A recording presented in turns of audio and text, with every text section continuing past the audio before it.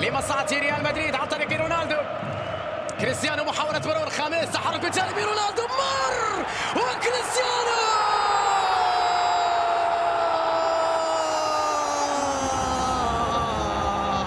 فعلها شيتشاريتو. هدف للميرينجي. الله يا خبير، الله يا خميس، والله يا رونالدو.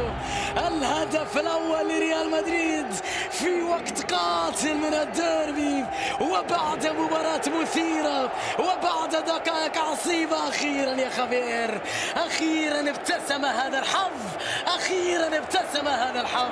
يسجل تشيتشاريتو ويتقدم الريال بعد لمسة جميلة من جانب خميس إلى كريستيانو إلى تشيتشاريتو، والثالث خلصها وبالثلاثة وضعوها.